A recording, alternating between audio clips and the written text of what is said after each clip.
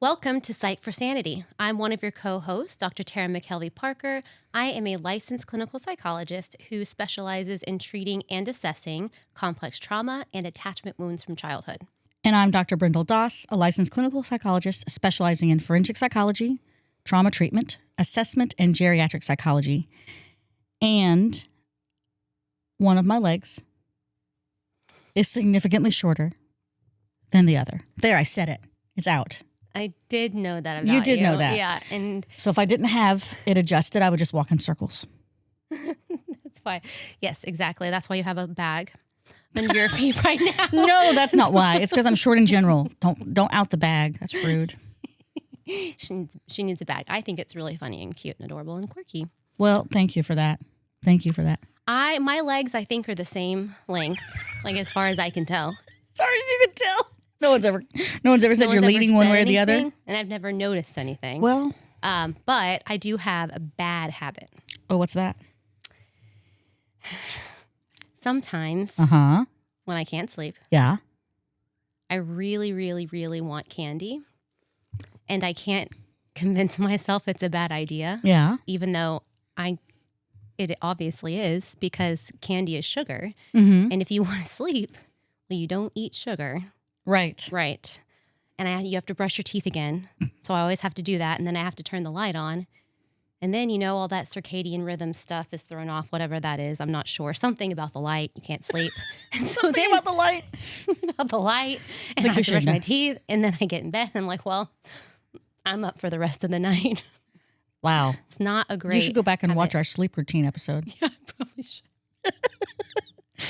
It's like not the best. Yeah, I feel, like that's probably not a great choice. But it's so hard because, the kids eat it all. And it's like I'm in there hoarding like leftover morsels. Candy is from, delicious. Like it's mine. It's all mine. No one else is awake. Sounds like you need a boundary with yourself. Yes, because I probably am like 5 years old in this moment. I need to set a better boundary. Yeah. Yeah, I don't know what those are. You don't know what boundaries are? No, not when it comes to candy. I can't. It's so hard. No, I mean, seriously, though. Yes, obviously, I know what a boundary is. And that's what we're talking about Right. today. Right. Yes. Boundaries can be with ourselves. Like Yeah, you might tell need to. people what a boundary is. Yeah. Yeah, a boundary is basically what is okay and not okay within yourself or within a relationship. And for the most part today, we're going to be talking about relational boundaries. Yeah. I have yeah. some quizzing I'm going to do to see how good you are at detecting what is an accurate statement about a boundary. I'm kind of nervous. I'm more nervous like on this episode than I I've have been in a while. Dylan's going to play gonna be- the Jeopardy music in a minute. No, don't. I'm going to have a literal panic attack. Stop. Okay. Stopping. Relational, yes, but Right. internal boundaries are also important. So critical. That is something I need to do whenever I feel 5 years old in the middle of the night and I want to eat candy. Right. Because it can cause cavities and keep me up.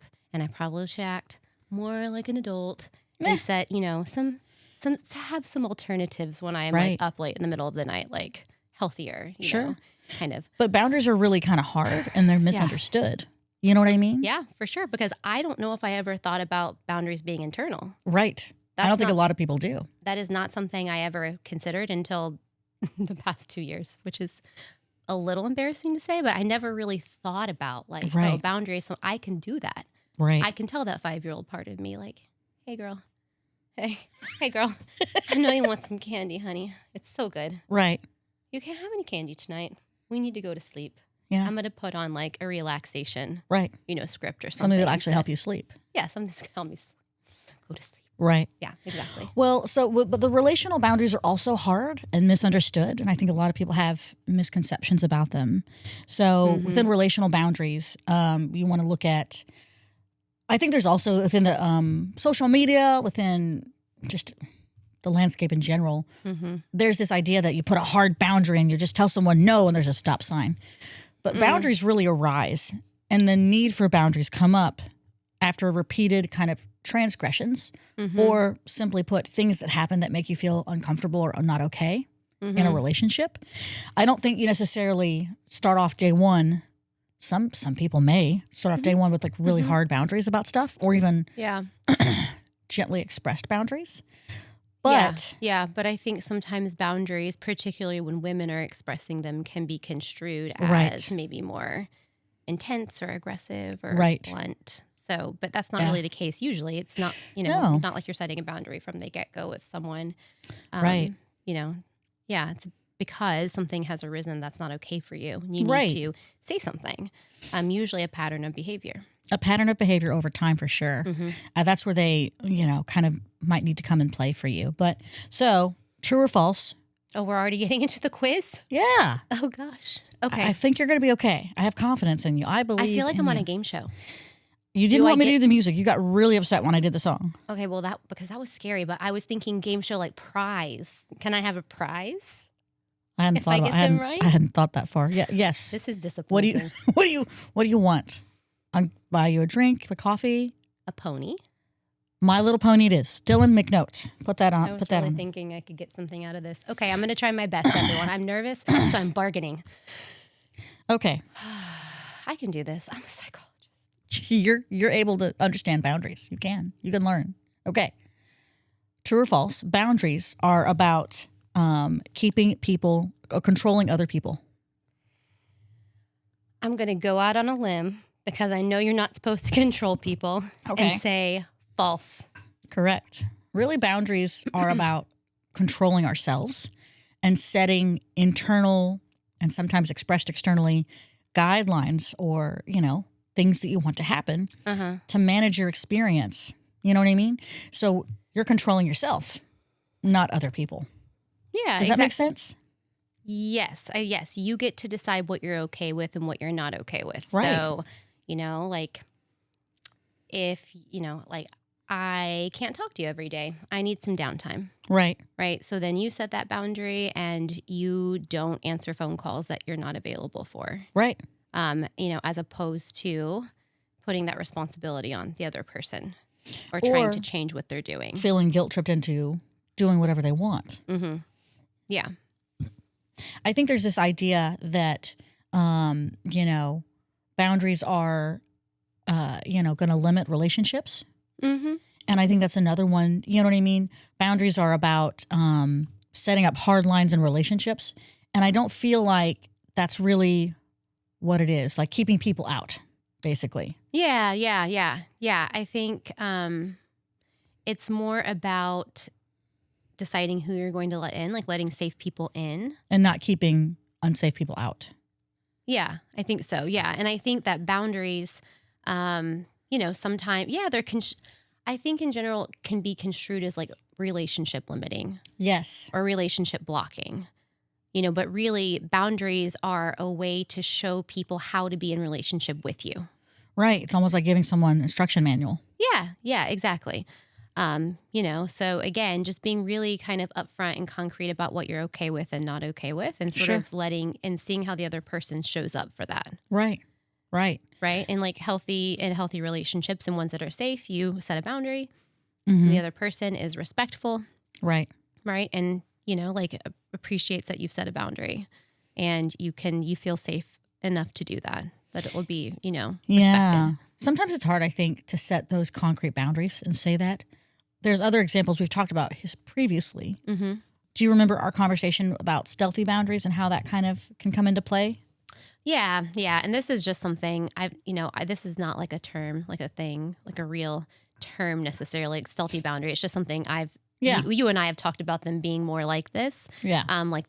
So it's like an offhand kind of label that we came up with, but it's an idea that it's not always safe to set traditional boundaries, right? Like we're talking about, right? Ones where you think about what you are okay with or not okay with in a relationship, right? And you can say it, and you can say how it impacts you.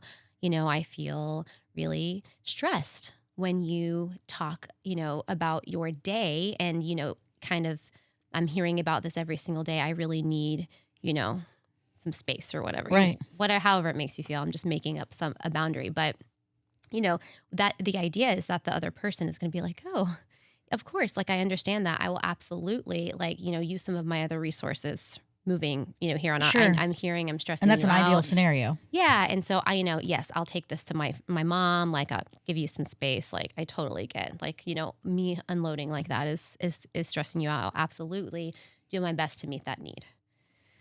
Once you set that boundary or Right. state that need. Right. But not all situations is that the case, because you haven't grown up with maybe healthy boundaries, like Yeah. emotional boundaries. Right. You had a parent who was angry Right. or yelled a lot or couldn't manage their own anxiety or, whatever feelings. And so they came out in, whichever way. And you kind of felt like you couldn't stand up for yourself, right? Because someone might get mad. Yeah.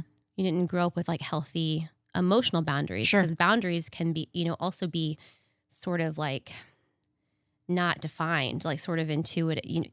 When a parent's nervous system is sort of dysregulated, Sure. the kid feels that pressure. And so that's kind of that blurry emotional when parents Right. can't manage their own feelings. A And kind it of enmeshed sense. enmeshed. Exactly. So that kind of enmeshed situation, can make it hard for people to set boundaries and be in relationship with people who respect them. So Right. when you can't, like, sometimes you don't have the luxury of saying the thing Mm-hmm. and expecting that someone's going to respect the boundary. Right. So you really do have to make choices about what you're comfortable doing or not doing in your relationships, and sometimes not say anything at all. Right. Unfortunately. Right. So, like if you do have a family member who tends to not be able to manage their own anxiety and may call you a lot, right, and request a lot of help and is really not okay. And instead of like saying, hey, like, I'm sorry, I know you're not okay, but I am feeling overwhelmed. I need some space. Like, can you go talk to so-and-so Right. and then hear it? Sometimes you just don't answer the phone calls, Right. right? Sure. You don't answer the phone calls. Right. That's more realistic. Because if you were to say something or set a boundary, it could trigger it could threaten a relationship, or you're Yeah. scared, they could get angry. You might lose some kind of, contact, or there might be consequences, or Right. just when you kind of grow up in that enmeshed system, or when where boundaries just inherently are really hard to do. Well, and I think there's potentially a lot of people maybe in our lives that have a hard time with hard boundaries. And holding those boundaries is really tricky. Really, really tricky. Mm-hmm. I'm thinking of the reason why I've heard in treatment and therapy, especially in terms of romantic relationships, oh, we don't have any boundaries in our relationship.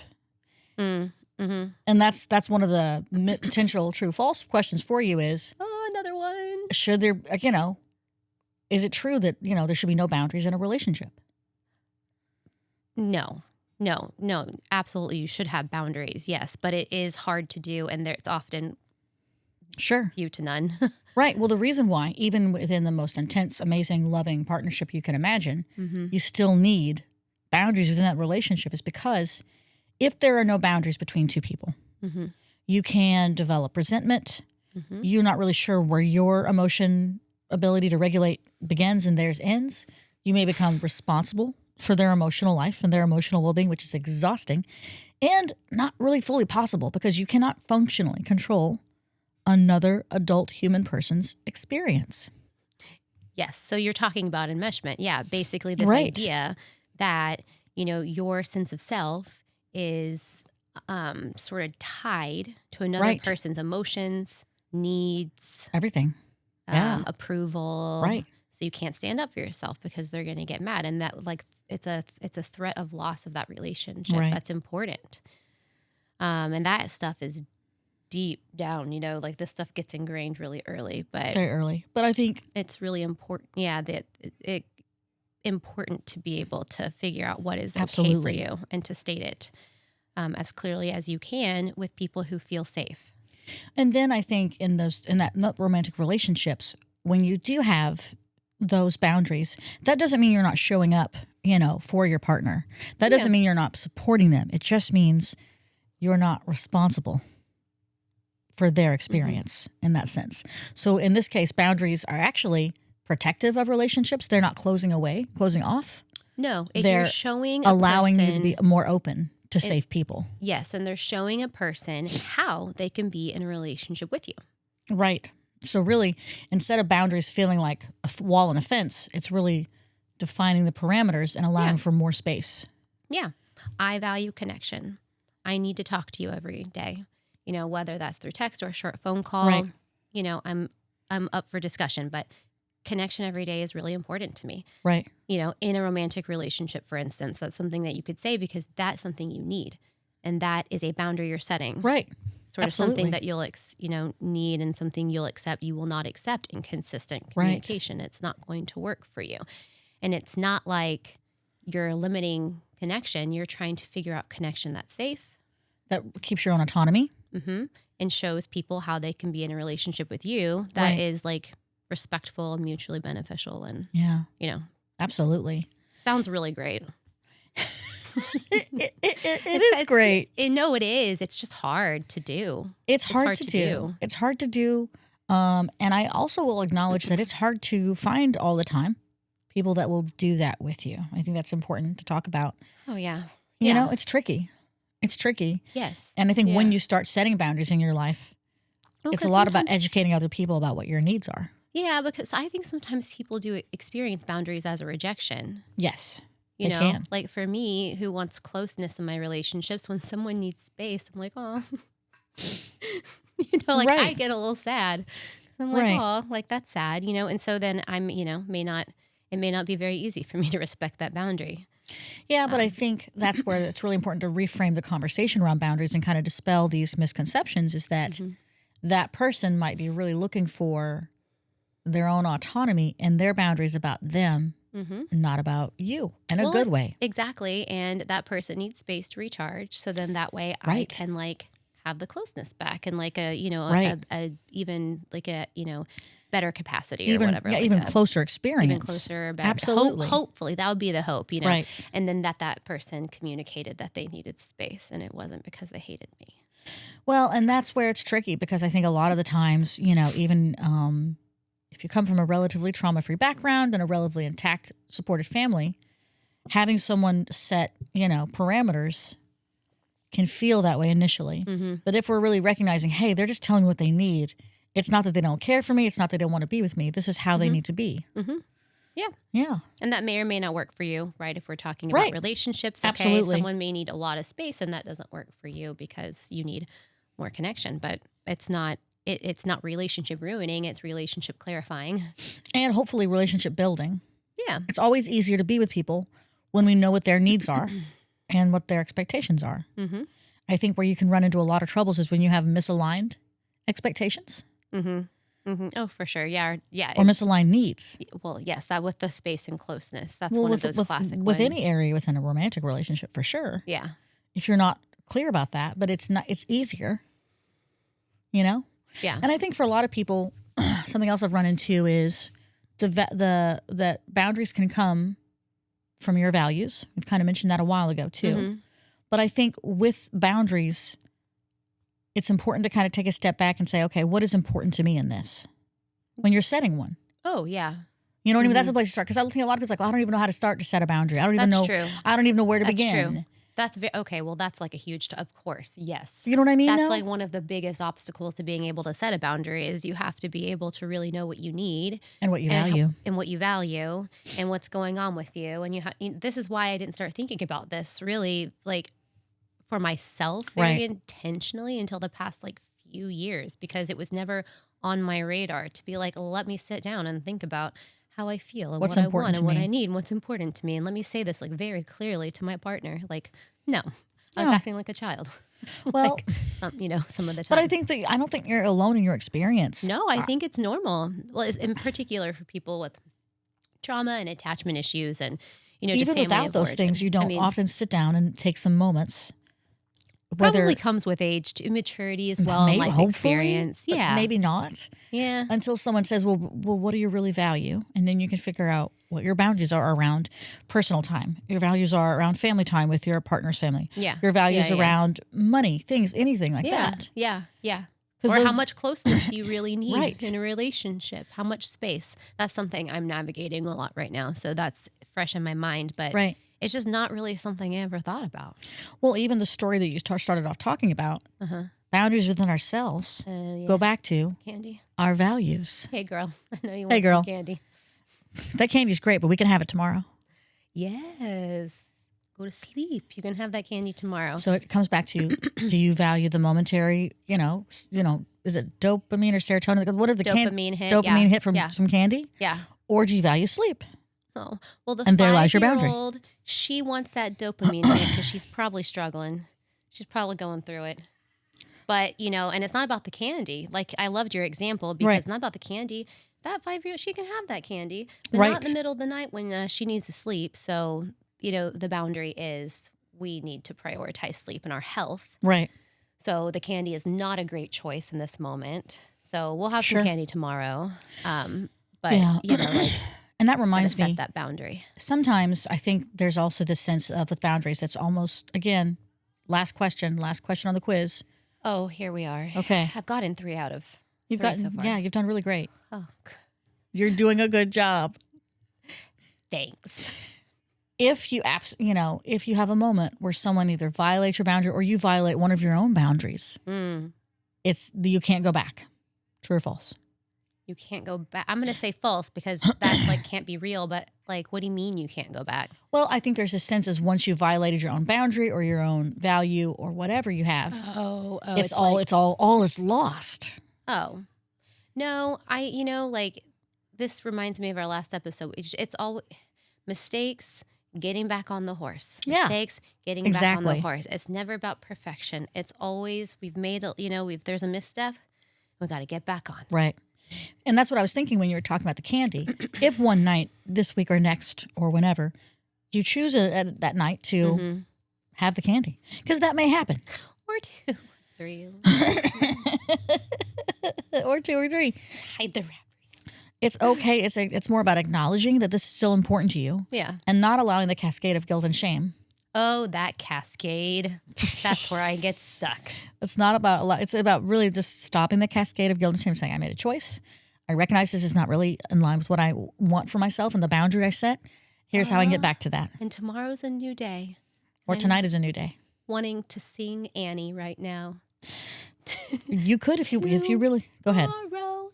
All right. Tomorrow. No, I'm just kidding. Okay. I won't sing the whole rendition, but I could. Now that you've been thoroughly quizzed about boundaries, I feel great because I got 100. And my achievement-oriented perfectionistic self is feeling so gratified. We just played into that. We need to work on that. You did it. You answered it correctly. Your episode. This is my episode. I think that I'm wondering what you really took away from this kind of quiz about boundaries and how boundaries have your view of boundaries changed? And maybe they haven't. I wouldn't say my view of boundaries have changed because this all makes sense to me, logically, intuitively. Sure. It's the emotional parts that still get in my way from doing this as much as I would like to do. So talking through the candy thing was really helpful, I think, because it's good to have some accountability. Sure. And to just talk through, I liked your boundary. I liked your limit. I'm going to be like, hey, girl, I know you want candy. It makes total sense. So yummy. Every time you tomorrow, but it's time to go to sleep. Every time you say, hey, girl, I'm like, hey, girl, hey. I think of Ryan Gosling. Hey, girl. Those memes. Yeah. Hey, girl. Yeah. Anyway, I like that because I like Ryan Gosling. He's great. He's wonderful. What did you take away, though? That's what I took away as a gentle, reminder, accountability for when my 5-year-old wants candy. Honestly, just more of an appreciation for how hard it is to set boundaries with ourselves and others. And how, more importantly, how critical it is in terms of maintaining autonomy, decreasing resentment, and maintaining your internal emotional health. I think when you have these boundaries with other folks and you can find people that can respect and can receive that feedback, which is tricky. Full disclosure, it is tricky to find those people. I think that it just really opens up a whole new self-confidence, comfort within yourself, and feelings of contentment and general enjoyment of life. Really. Yeah, I mean, you sound a little bit over there like Buddha. You're just Buddha. Someone who's really calm. Just calm and wise and confident over there. I have a lot of boundaries. I love it. You sound good. Oh, well, I wasn't trying to sound good. I was trying to sound boundaried. Great. That's the same thing, I guess. If you Yeah. Think about our episode today. Yeah. All Come back and see if I violate my own boundaries.